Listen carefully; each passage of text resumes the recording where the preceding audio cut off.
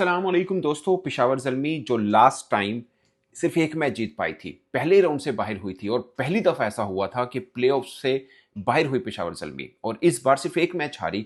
और बाबर आजम की कप्तानी में, बाबर आजम की जानदार बल्लेबाजी से पहली मर्तबा क्वालिफायर जीते। इससे पहले वो 4 फाइनल ज़रूर खेले मगर क्वालिफायर कभी नहीं जीते। 3 बार कोयटा से हारे, 2024 में मुल्तान से हारे।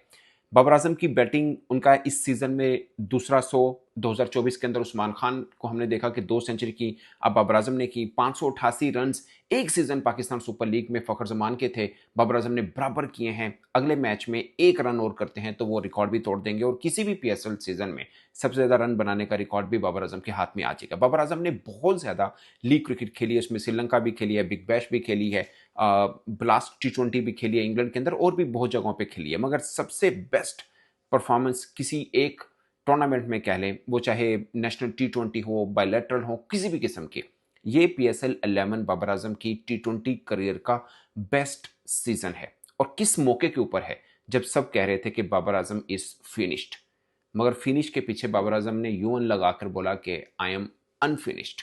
और जिस अंदाज के साथ बल्लेबाजी की। अच्छा, एक और बड़ी इंटरेस्टिंग बात है कि बाबर आजम ने 100 किया, उसके बाद फखर जमान ने भी 100 किया, ओवरऑल 700 हुए PSL के अंदर। मगर सब लोग सोच रहे थे कि जो बाबर आजम के ऊपर हाइप बनती है वो बाकियों के ऊपर क्यों नहीं बनती। फिर बाबर आजम के ऊपर जो पीआर कंपनीज हैं उनका जिक्र भी होता है। ऑफ कोर्स कंपनीज जो हैं वो अपने क्रिकेटर को बहुत प्रमोट करती है, मगर वो ऐसा नहीं है कि कोई और करे तो उसको डिमोट कर दें, उसको प्ले डाउन कर लें। ऐसा होता नहीं है। ये मैं 15 बरस में एक चीज सीखी है। कोई भी क्रिकेटर है, जैसे पहले शाहिद अफरीदी होते थे, वो 2-4 छक्के भी मार देते थे, उनकी हाइप एक डिफरेंट बन जाती थी। हालांकि पिछले 8-7 मैचेस में रन भी ना किए हो तो कोई फर्क नहीं पड़ता था। सो बाबर आजम, खैर मैं कोई कंपैरिजन नहीं कर रहा, बट मैं वैसे बात कर रहा हूँ कि बाबर आजम भी वही है। आज सोचिए, आज शायकीन को स्टेडियम के अंदर जाकर मैच देखने का मौका मिला और किस मौके के ऊपर बाबर आजम का 100 भी हो गया। और क्वालिफायर में फर्स्ट टाइम किसी बैटर ने 100 किया। इससे पहले ल्यू क्रोनकी के 94 रन हैं, शायद 2018 के अंदर उन्होंने बनाए थे। सो बाबर आजम का बल्ला इस बार चल रहा है और बहुत से लोग बात कर रहे हैं कि बाबर आजम इज बैक। और मगर इससे पहले कंट्रोवर्सी बनी कि कोई और प्लेयर 100 करता है तो वो हाइप नहीं बनती, बाबर आजम का तो बल्ले बल्ले हो जाती है। बाबर आजम ने दूसरा 100 भी कर दिया। और एक और खास बात जो मैं पहले भी बता चुका हूं कि उनके करियर का ये बेस्ट सीजन है। 588 रन उन्होंने किए हैं, 84 की एवरेज है, 84, और 146 का स्ट्राइक रेट है।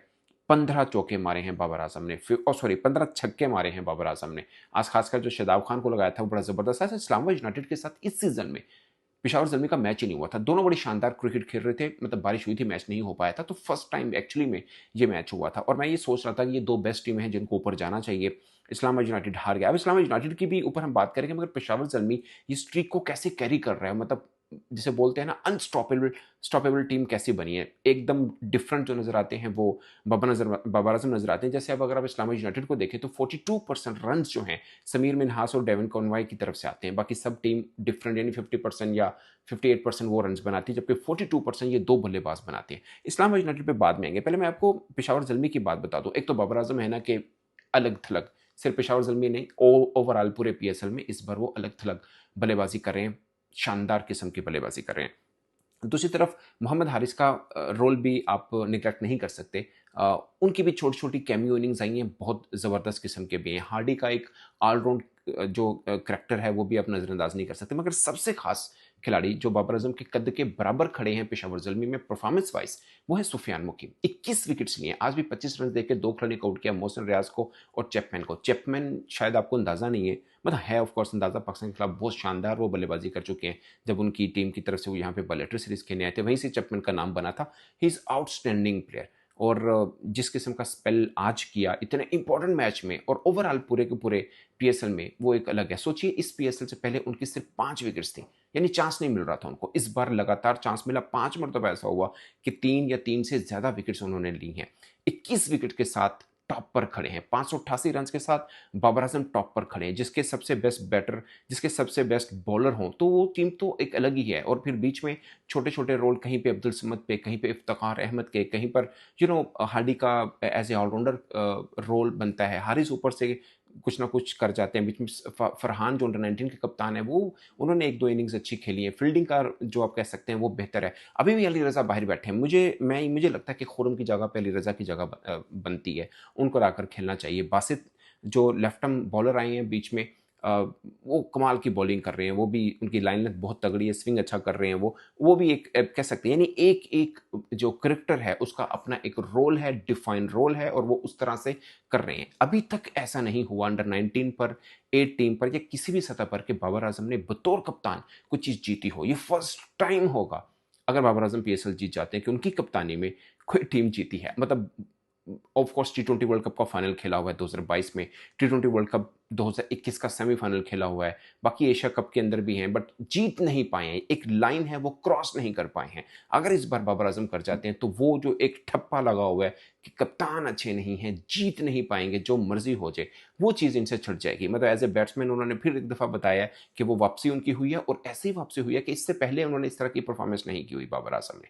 टी20 करियर में इससे पहले इतना शानदार वो नहीं खेले हैं जितना वो अब खेले। मतलब ये तो एक खास ही बात हो गई है। ये एक है, अगर इस बार वो लाइन क्रॉस करें, वैसे मैं सब टीमों को इक्वल देख के चल रहा हूँ, बट मेरी इस बार ख्वाहिश है कि अगर पेशावर जल्मी जीत जाती है तो बड़ी खास बात होगी। बाबर आजम के साथ ये जुड़ जाएगा कि वो बतौर कप्तान को जीत भी सकते हैं। जो लगा होता है ना कि यार कप्तान ऐसे हैं, जीत नहीं पाते, बैटिंग तो ऊपर मुख्तलिफ राय आती हैं, बट कप्तानी के ऊपर एक ही बात आती है कि इनकी टीम जीत नहीं पाती। अगर जीत जाते हैं तो वो टैग भी हट जाएगा कि भाई साहब ये फेलियर कैप्टन है, बन जाएगा कि नहीं साहब ने कप्तानी में कुछ जीत रखा हुआ है। ये बहुत इंपॉर्टेंट है अगर वो पीएसएल इस बार अपने नाम कर लेते हैं। अगरचे कराची किंग की उस टीम का हिस्सा थे, बल्कि शानदार परफॉर्म किया था जो कराची किंग जीती थी, फाइनल के अंदर भी बड़ा अच्छा परफॉर्म किया था, मगर खुद कप्तान नहीं थे। खुद कप्तान बन के जीतना एक खास है। अब आते हैं इस्लामाबाद यूनाइटेड की। इस्लामाबाद यूनाइटेड में दो चेहरे हैं जो बड़े खास हैं। एक समीर मिन्हास, जबरदस्त बैट्समैन। मैं यकीन मानिए मुझे ये लगता था कि यार शायद पीसीबी को थोड़ा समीर मिन्हास को जल्दी डाल दिया टी20 में। मेरा मानना है कि जितने में इनकी ऑक्शन में कीमत लगी थी पीसीबी इसको उतना दे, मगर इसको वनडे और रेड बॉल में ही ज़्यादा रखे, टी20 में शायद उसकी गेम खराब ना हो। मगर जिस अंदाज के साथ ये पीएसएल समीर मिन्हास खेले हैं, सबसे अलग। मतलब यंगस्टर्स के अंदर अगर आप 20 एज के नीचे वाली कैटेगरी में देखें तो एट टॉप हैं समीर मिन्हास की परफॉर्मेंस। 350 की है, आज भी 40 ऑड रन की हैं, मगर बहुत ही शानदार उनकी है। 343 शायद उनके ओवरऑल रन्स हैं इस पाकिस्तान सुपर लीग में।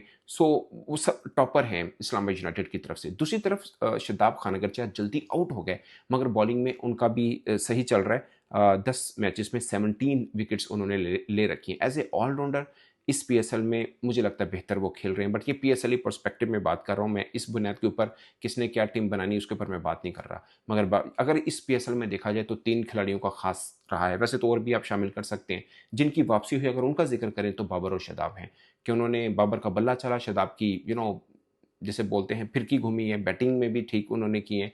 आज के मैच में रन नहीं कर पाए हैं, बट ओवरऑल उनका सही रहा है। अच्छा, बाबर आजम की बैटिंग पे एक और खास पॉइंट अगर आपने नोट किया हो, 85 प्लस रन के ऊपर वो खड़े थे। तब फहीम अशरफ का ओवर आया, शायद 17th ओवर था, उन्होंने 15 रन मारे। फिर ग्लेसन का ओवर 18वां आया था, उसमें उन्होंने 19 रन बनाए, छक्का मारकर उन्होंने अपना 100 किया था। एक होता है ना कि यार 90 प्लस के ऊपर सिंगल डबल वाला मामला, वो भी नहीं हुआ। ओवरऑल जब तक खड़े रहे 10 प्लस की रन रेट को कैरी भी उन्होंने किया है। मुझे लगता है कि इस्लामाबाद यूनाइटेड इस टीम पेशावर जल्मी के बराबर की कोई जोड़ टीम थी तो वो ये थी, मगर बीच में कोलैप्स हुआ। सुफियान मुकीम का एक अच्छा स्पेल हुआ जिसकी वजह से उनकी टीम ढेर हुई अर्ली ऑन बीच में। अदरवाइज एक अच्छा मुकाबला मजीद हो सकता था।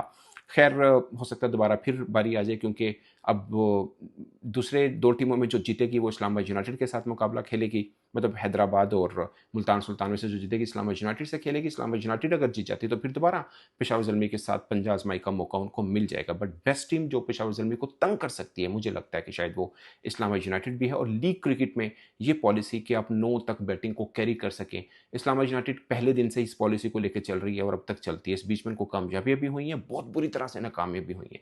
बट मेरा मानना है कि लीग क्रिकेट की हद तक ये फार्मूला बुरा नहीं है, मगर इंटरनेशनल में हमारी पाकिस्तान टीम में जब ये हम लेके जाते हैं इस फार्मूले को, लाइक मैं हैसन की बात करता हूँ, क्योंकि इस्लामाबाद यूनाइटेड के इस माइंडसेट के पीछे भी हैसन का हाथ था। वो इंटरनेशनल भी इसको कैरी करते हैं, जो कि शायद बेहतर फार्मूला नहीं है। लीग क्रिकेट में चल जाता है, आपको 2-3 पोले बॉलर मिल जाते हैं, बैट्समैन मिल जाते हैं, उसमें आप क्लिक बीच में से कर जाते हैं। दोस्तों, इस पर आप अपनी राय कमेंट की सूरत में जरूर बताइएगा, और आपके ख्याल में कौन सी टीम है जो पेशावर जल्मी को फाइनल में उनके सामने आनी चाहिए ताकि एक और शानदार मुकाबला देखने को मिल जाए। मेरी तरफ से इतना ही, इजाजत दीजिए। अल्लाह ने